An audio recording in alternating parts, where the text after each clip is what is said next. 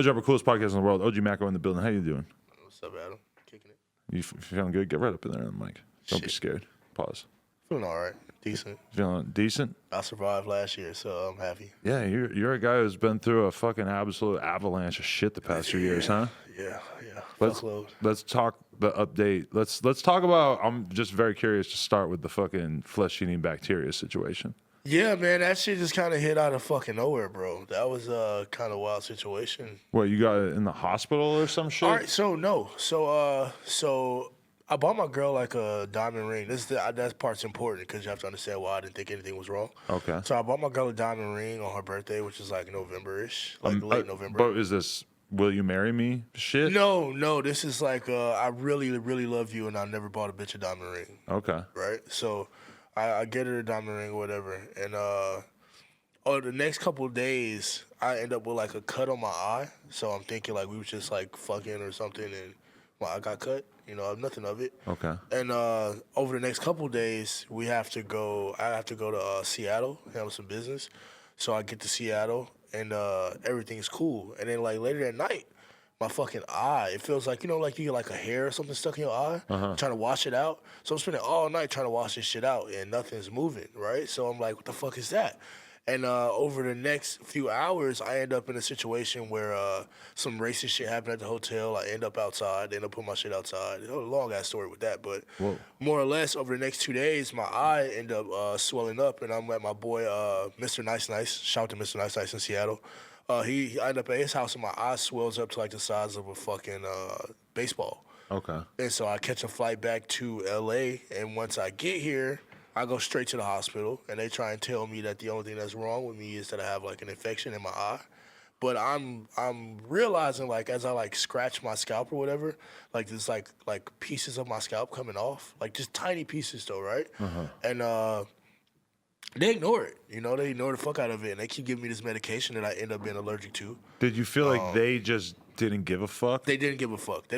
I have a lawsuit against them, a really big lawsuit against them, but I'm not gonna talk about it because it's a lawsuit. Yeah. But at the end of the day, long story short, maybe a couple weeks later, after they released me from the hospital, they tried to, I released myself because they tried to fentanyl me up, and I wasn't going for that either. Really? Yeah, they took me off of the pain medicine I was on in the middle of the night and tried to fentanyl me up. What, they had you on some regular shit, some Vicodin or something? I was on Dilaudid at first, which is already really strong, right? And in the middle of the night, they switched out my IV Dilaudid for fentanyl. And you could tell?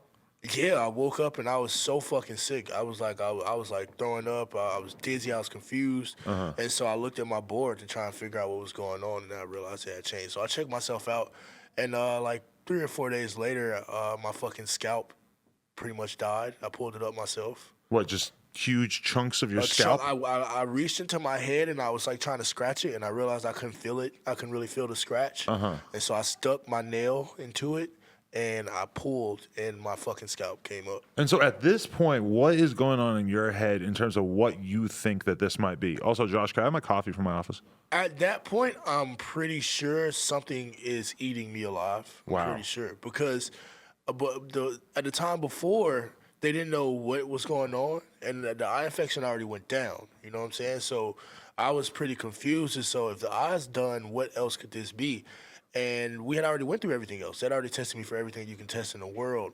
And that's when I finally realized it. You know, like the shit came out. I started Googling everything you can Google, and that's when I realized that it was necrotizing fasciitis, which is flesh-eating bacteria. And so you think you got it because you are allergic to the medication? No. So it turns out you can get it from like really brackish water, which makes sense. Because brackish? What's brackish? Like dirty, infected bacteria kind of water. You were drinking the water? Well, I was in Seattle, and Seattle is a very rainy place. And remember, I was stuck outside, middle of the city, going through shit. Okay. So I think somewhere along the line, I picked it up while I was in Seattle, and shit, man, that shit almost killed me. It almost killed me 100%. Wow. And so at what point did it start to get better? Or are you just trapped in the hospital for months and months? No. So I got out of the hospital, and I didn't trust them because, like I said, they tried to fentanyl me up. Right, and, okay. You know, I don't know if people know about fentanyl or fentanyl addiction. But you're somebody who's probably done a fair amount of opiates in your life, right? But well, yeah, fentanyl freaks you out. You lean and pop perks and all that shit. But fentanyl is a different level. Yeah. You know what I'm saying? I've seen people who go from, popping 30s to they taking the fake 30s and then they smoking fucking fentanyl. But why would the hospital feel like they had to put you on a way stronger painkiller? Like, was the pain actually that bad? The pain is that bad. Oh, No, okay. the pain is not even is because I'm still healing. Really? So the pain is that bad. It is. It's I mean, your flesh is falling off, bro. Right. You know, so it's. And what's the healing process like? Well, but you ejected yourself from the hospital, so is there a point where you had to go back and be like, I need more treatment? I had to go back and do more treatment and shit like that. And, What's the treatment like? Sit around pumping you full of fucking medications.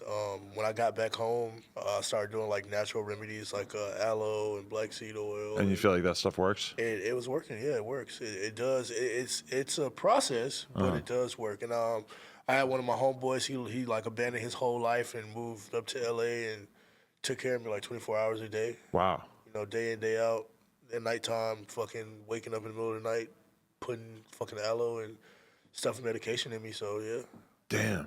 So was there a point where it almost seemed more likely that you weren't going to make it in this whole situation? Yeah. I remember distinctly. I was watching the fucking Saw series from like the beginning to the end. Right. Because my mind state was like, okay, let me watch something where people are in more pain than I'm in, and it'll even it out. Right. You know what I'm saying? And at that point, yeah. Because I remember scratching my head. I was like, like that night, it was like I had a sensation like, man, just scratch your head. And I scratched it, and fucking like a fucking half a pound of flesh just fell off my fucking head. And my head was just like, it was a fucking blood puddle on the floor. And I remember at that moment, I just screamed, you know what I'm saying? Like, what else to do? How do you describe your mind state dealing with this to your mind state with dealing with the whole car accident situation? Was cool, you know right, what I'm because saying? that seems so manageable in Yeah, comparison. that was so easy. But it probably seemed kind of shitty at the time, but in comparison to this, where you don't even know what the fuck is going on. The eye shit was easy because it was like, as soon as it happened, I got surgery. You know, as soon as it happened, I called a plastic surgeon and it's something that they're used to. They've done this a million times. They told me like, hey man, you'll probably keep your eye, you'll be good. You know what I'm saying? Like, the surgery kind of expensive, but it'd be all right. You know, and they put it back together and I paid for it and everything was cool. So do you still have to wear the eye patch because of the previous situation? Or No, I'm wearing an eye patch because of now. Right. So I lost a lot of flesh. Like, so it ate down to the bone. Right. So if you can imagine regrowing, you've had injuries before and shit like that. Right, not my eye so much. Yeah, not your eye so much. But if you heal all those layers down from the bone up, right, it can take a while. And a lot of people have to go through amputations when they're dealing with necrotizing fasciitis. At a certain point, were you just thinking that was pretty likely that you were probably going to lose an eye? I didn't know how you amputate a head. Yeah, right. What are you amputating? Yeah. I didn't know how the fuck you cut a head off. But was it ever a worry that it was going to spread to the rest of your body and shit too? Well, that was the only good part. I wasn't seeing it spread to like my hands and shit. I remember at one point it had spread to my cheeks, and I had like these fucking holes, like you could damn near actually like see through my face. Right. And I remember at that point I was really fucking creeped out. Yeah. You know, after off air, I'll show you some pictures if you want to see them. I mean, to be It's honest, it's kind of nasty. Yeah. It's some gruesome shit. I'm not gonna lie to you. It's some fucked up shit. But so I got them. During all this, though, you said that your girl left you because of this. No, she didn't leave me because of that. That's not really what happened. But Okay. but she treated. My thing was like this. All right. So me and my girl wasn't together for a lot of time, and when we not together, I don't really give a fuck about that. You know, I don't care about that. Like, whatever you're doing is what you're doing. But my thing is, like, we've been best friends for years. Oh, really? Right. So it wasn't about pussy or nothing like that. It was just, you're my best friend, right? Like, I moved from China to here for you, right? So at the end of the day, if something this major is going on, you should be there. Right. You know what I'm saying? And she wasn't there at first. Like, she was not there. You know what I'm saying? Like, and like I said, my friend had to move up and abandon his whole life to take care of me. And this is somebody who, like, I took around the world and, did everything you can imagine. If girls dream about the shit that I did for her, So at the time, I was like, really like, yeah, fuck you, bitch. What do you think her motivation was with that? You think she was just fucking scurved out, or did she want to just move on? She had a really rough year herself, though. She had like 3 family members die back to back. She had, like, shit. Her uncle died, and then his son died, and then her granddad died, like back to back to back. That's rough. Not even like 5 months apart. I'm talking about like her uncle died, and then his son died like a couple weeks later, and then her granddad just randomly found out he had like stage 4 cancer like a month or 2 later. You know, it's crazy how we just spend so much time fixated on all kinds of superficial ass shit of who's beefing with who and who's dating who and shit like that. And then like occasionally there's just shit, real shit. Like somebody gets sick. In a general sense, it's obviously like the way you got sick is like a very random ass situation that it's not like I know anybody else I've ever heard that happen to, or like, but what you're describing happened to her too, like just losing a bunch of family members. Crazy, like people right? go through real ass shit that has nothing to do with the industry, music, entertainment, etc. And occasion, you know, it's like I remember like Cam was always my favorite rapper, and then all of a sudden his mom died, and it was just this like. It's weird. It's like it's he just disappears for bro. 6 months. Or no, she got cancer. I'm sorry, she didn't die at that time. She got cancer, and then he has to like move to Florida, and he's taking care of her. And it was kind of crazy for me to see my favorite rapper like just retreat from the spotlight for a while to deal with some real shit. Yeah, people don't understand it either. You know, like when you just because we're still human. You know, and they And my thing was too, you know, during most of this, you know, I'm still living. At the time, I was still living downtown, so you know, I would like, you know, walk out, go get groceries and shit like this. And luckily, I can honestly say thanks. I fuck with LA so heavy because fuck with LA because a lot of my fans and a lot of people would just like walk up and just like give me hugs and shit. Like, yo, bro, we see what you're going through. Like, you know, keep fighting. Like, keep going. Like you changed my life. Like you know what I'm saying. A lot of people talk shit about you, but.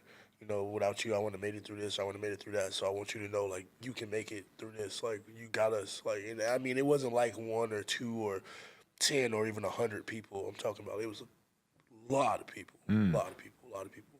That's Still crazy. people to this day.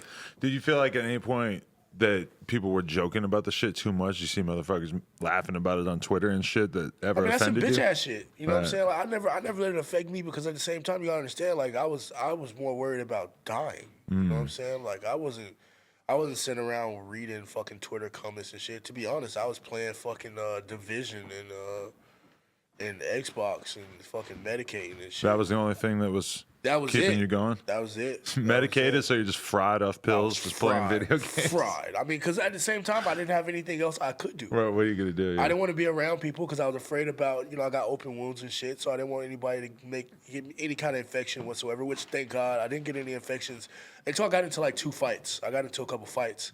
With who? I'd rather not even bring their name up. What, like street fights? Yeah, like some street fights.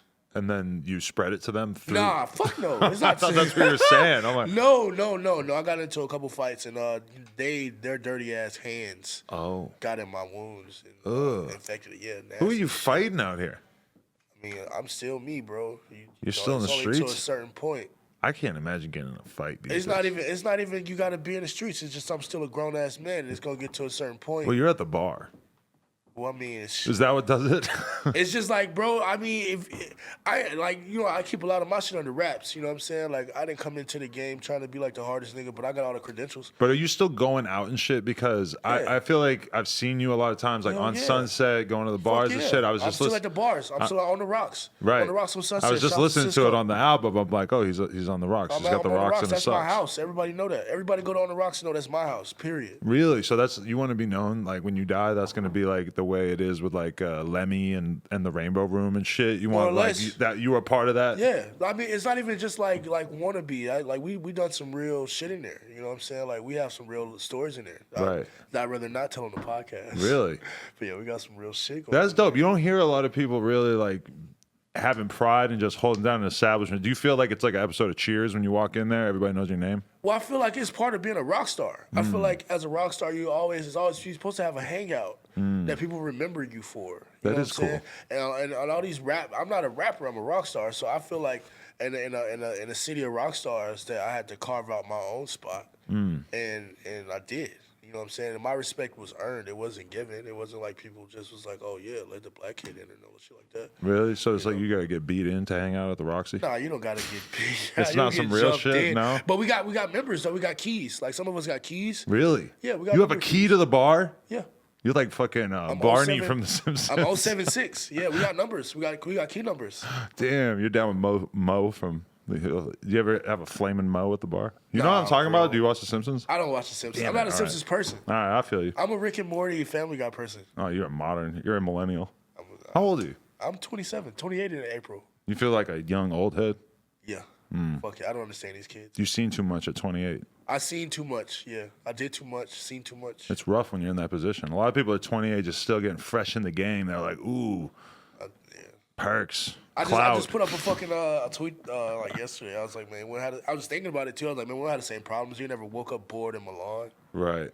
And that's true. Like, I really have woken up like fucking bored in Wiesbaden, Germany, or bored in Milan, bored in Rome, bored in Toulouse, France. Like, niggas ain't never even been to Toulouse. Niggas don't know where Toulouse at. I don't know where Toulouse is at. I was just in Tulum. Sounds like it's like You a think, letter y'all or two talking about away. Mexico where the thoughts go. Y'all talking about Tulum. Do they go there? That's where all the thoughts go. All the thoughts. I didn't really see many thoughts. Posting in Tulum. Nah, you're and right. they're I just see some yeah, thoughts. big ballin'. Is that not cool?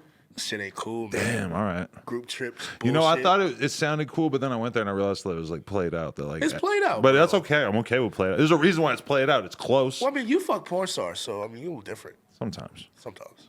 I'm not just a dick. You're not. OG I mean, Maco.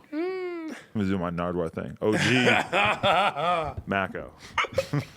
I mean, we go back, man. People don't even know we go back like that. I know. I remember that I went to a Dash Radio show that you did that probably lasted about 2 episodes. Pretty much everybody in LA at some point has had a Dash Radio show. Hell yeah. My partner dropped out on me. Right. Okay. But I just remember that at one point you ended up in like a very extended rant about sort of like types of jeans and who was wearing those types of jeans earlier on, and you were talking about the Migos, and you were talking about Uzi, and talking about the jeans. I don't remember which types of jeans, but We were talking take me about through all the lineage. all that Rick Owens. Everybody know what's up. Everybody know when they come to me in the Rick, how I feel about the Rick. That's sort of like early 2011, 2012 period where hip hop started really fucking with high fashion on like a street level. And honestly though, they weren't fucking with it heavily though. They was like dibble dabbing in it, you know, like, and that was what that conversation was about. Actually, we was talking about how right now everybody trying to get credit for all the fucking fashion shit, but the real fashion heads they kind of overlook us because people just steal our shit and keep moving. Just like he just walked in like, oh man, nice boots. You know, the boots You mean like young kids in Atlanta in general, like people I from just your mean like generation? I mean like all these random rap niggas and all these hype beast ass kids under my generation. Like they don't understand where the fashion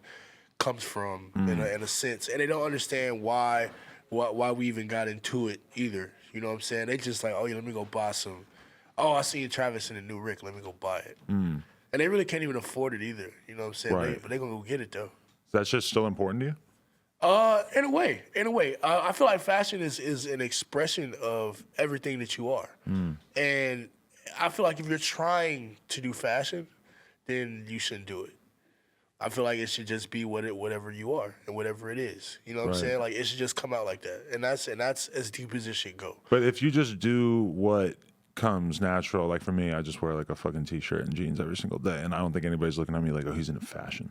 Because it's just not interesting enough. You have to do some weird shit. You got to have a weird jacket. Jeans could be deeper than just t-shirt and jeans because do you care about the fabrics in your t-shirt and jeans? I mean, do I care? Yeah. See, you can wear the same t-shirt and jeans as someone else, but your fabrics could be so phenomenal that you are not even in the same fucking universe as them. Very few people get credit for being into fashion who aren't spending huge amounts of money on clothes, which is kind of the part that I have an issue with. I just don't really see that as like a reasonable use of my funds. You don't have to spend a whole lot of money on fashion if you are logical about it. I mean, especially nowadays when they got shit like Grilled and all these second-hand, hand-me-down things. You know, you don't have to be a dickhead and go spend your first check on this shit. Wait on it a little bit. If it's true fashion, it'll last forever anyway. You know, so you don't have to get it as soon as it come out. You can wait on it. NoJumper.com. Like, comment, subscribe. If you guys enjoyed this video, you want one of these, you know where to go. And then No Jumper Facebook too. Link is down in the description. Some good stuff going on over there. Appreciate y'all watching this.